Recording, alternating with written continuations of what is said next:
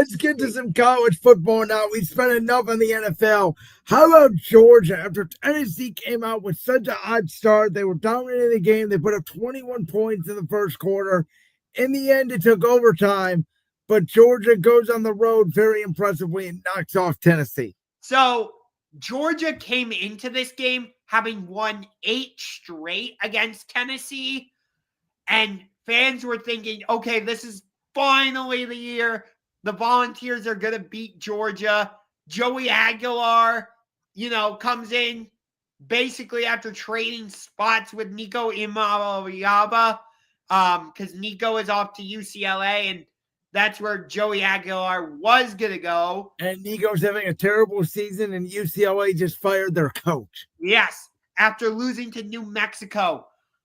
Why is UCLA in the Big Ten? Why? They don't need to be. But I think it's because USC is in the Big Ten, so they had to join. There you go. There's your reason. But, Gunnar Stockton, I think that's how you say Georgia's quarterback. I believe so, yeah. If I'm not mistaken, Georgia did not have a passing touchdown coming into this game against Tennessee. I could be wrong, but I think I read that stat right. Well, also, Georgia decided in the second half, we don't need to throw. We're just going to run the ball right down Tennessee's throat, and that flipped the game. Yeah. They came out in the second half. They had, 10 out of 11 plays were run plays? Yeah, and Kirby Smart, since he's gotten to Georgia, or since Josh Heupel has gotten to Tennessee, rather, Kirby Smart is 5-0 against Tennessee now. Once Nick Saban started, not recruiting as much at Alabama, and Kirby Smart started to take over. And once Kirby Smart got some players, Georgia obviously took off. I used to call Kirby Smart Kirby dumb. Yeah, but I think the reason Georgia under Kirby Smart is 5-0 against Josh Heupel in Tennessee now is because Heupel doesn't really play like a big physical style at Tennessee. It's more of a fast-paced, passing-heavy style. And yeah, I agree 100%. Tennessee does not run the football enough, and Georgia is weird, though. They get off to these slow starts, and you're thinking, oh my God, is it going to happen to Georgia and Clemson, who we'll get to here in a minute, in the same day? But Georgia keeps giving body blow. And by the end of the game, even though it went to overtime and Tennessee had that great comeback and they got the score to send it to overtime, Georgia completely controlled the second half. Yeah. Georgia, you can't count them out. They've won, 2 or 3 national championships. Remember the game last year against Alabama? We all thought it was over. What was it, 31-7 at halftime? Something like that, yeah. And it ended up being either an overtime game or down to the last second. Ryan Williams makes an incredible catch for Alabama off the throw of Milroe. Yeah. So Gunnar Stockton in that game, he completed 23 of 31. 304 yards. He had 2 touchdowns passing. And he actually ran the ball 13 times for 38 yards, and he had a touchdown running. Yeah. So, whereas, like I said, Joey Aguilar, 24 of 36, 371 yards, 4 touchdowns, 2 interceptions. That's one of the key differences because Gunnar Stockton did not have any interceptions. 100%. And I also felt like when Tennessee threw that first punch and they got up so quickly early, they thought Georgia was going to weigh down, to your point, and they didn't know how to counter back. They didn't know how to respond. No, they didn't. By the way, we were going to not talk about this game, but I'll go ahead and talk about it anyway. Go ahead. So last year, Notre Dame went into Kyle Field and they defeated Texas A&M 23-13. College Game Day was there. So this year, they did the second half of the home and home set, but this time it was in Notre Dame, and Texas A&M was able to go on the road and pick up a pretty key victory, which, here's my thing. Notre Dame is 0-2. How are they still ranked in the top 25? Because they're Notre Dame. I don't get it with them. But my bigger thing is, like, maybe Texas A&M is a bigger factor in the SEC than I thought. Yeah, I mean, are they maybe right there with Texas and Georgia? Maybe they're with the Bamas and Tennessees for that third team? Maybe. But Texas A&M barely won that game. It was 41-40. Yeah, but they won it on the road. I mean, it was a game-winning touchdown, but still, to go into Notre Dame, where Notre Dame barely ever loses at home when they have a good squad, in prime time, in South Bend, that was impressive. Yes. I have no idea what CJ Carr was doing on that late interception, though. No clue.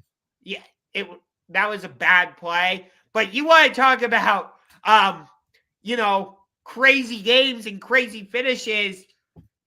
Georgia Tech, how do they do this? Like, because Clemson is not that good. I told you this before the year. I think our counter, I think his name was Lou or something, said Clemson was not that good going into the year. I never was a believer in Cade Klubnik. I never was a believer in Dabo Sweeney. I said I didn't think Clemson deserved to be in the college football playoff last year. Clemson refuses to use the transfer portal. They're in a weak ACC where their biggest competition outside of Miami, Florida is Bill Belichick, who's never coached a college game in his life till this year. That's how they lost, because Clemson's a joke and they don't face real good teams. And Cade Klubnik is not a real NFL quarterback. But for Georgia Tech to pull that off with no timeouts, clock running down, and basically pull off a fire drill and get their kicker in position, all credit to the Yellow Jackets. Like, absolutely. No, Georgia Tech won that game. They were the better football team, I thought, on Saturday. Georgia Tech, maybe they're legit. Like, we were talking about Clemson and Miami being the two top dogs in the ACC. Clearly, Florida State is there. Miami's there. But maybe Georgia Tech is that third team, honestly. Well, I don't know about that. I mean, if this game was played in Death Valley, maybe it's a different result. Because that's the other thing about Clemson, right? They never play well on the road, it feels like. Yeah. By the way, why is College Game Day going to Florida at Miami? Florida just got lost back-to-back games against USF and LSU. Indiana at Illinois, or I'm sorry, I have it backwards. It's Illinois at Indiana. That was the much better option. Well, because that game is on NBC. Are they allowed to go to a game that's on NBC? Yeah. Couple years ago, they did Ohio State at Notre Dame. Oh, yeah, that's right. Game day was there because it was a night game. Even though it was on CBS or NBC. Last year, they were at Ohio State at Oregon, and that game was on NBC. Okay, so yeah, you're right. I don't know why. By the way, I do feel bad for Florida. That is a tough scheduling break. They have to go to LSU and then to Miami back-to-back weeks. Yep. But I mean, normally I say College Game Day is the better show than Big Noon Kickoff, because I just like Desmond Howard, Nick Saban, Pat McAfee, Kirk Herbstreit, and Lee Corso when he was there. I really liked that crew. Compared to Brady Quinn, Matt Leinart, Dave Portnoy, no. Mark Ingram. But they've got the better game this week because they're going to be at Texas Tech against Utah, which is number 17 against number 18. Yeah, that does nothing for me. The Big 12 does nothing for me. No, I understand that. But Illinois against Indiana in Bloomington is number 9 against number 19. But you're going to unranked Florida at Miami. Which I get it. Miami is number 5 in the country, but still, why? No. Yeah, I'll be honest. I don't think it matters. There is zero college football game that excites me this weekend. Zero. Really? I'm very interested. There's 2 that really interest. Well, 3. That Texas Tech Utah game, and then Auburn Oklahoma, because it's number 22 against number 11. Then I really like this Michigan at Nebraska game. And then the other big one that interests me is, I already talked about it, Illinois at Indiana. If Illinois wins this game, after that, they've got USC at home. Then they're at Purdue. And if they win Indiana, USC, and Purdue, guess who's waiting for them? That's their test. They should win those 3 games if they're as good as people think. I don't believe they are, but that's when I'm waiting for Illinois, is when they host Ohio State. Yes. That's when we'll find out if Illinois is any good. If Illinois wins all 3 of those games and Ohio State stays undefeated, which I expect them to be, yes, College Game Day should be in Champaign, Illinois for that game. Would not be surprised if, again, I know based on the broadcasting rights, I don't know who gets first dibs. That will either be a big noon game, a 3:30 CBS game, which they already announced Ohio State Washington is going to be, or an NBC Saturday night game. Yes. One of the 3. So before the Illinois game, Ohio State will be at Washington, and they host Minnesota. So they will be undefeated. They will be 5-0. Yes. Oh, that Illinois game starts a tricky 3-game stretch for Ohio State, because they play at Illinois, at Wisconsin, and then they host Penn State.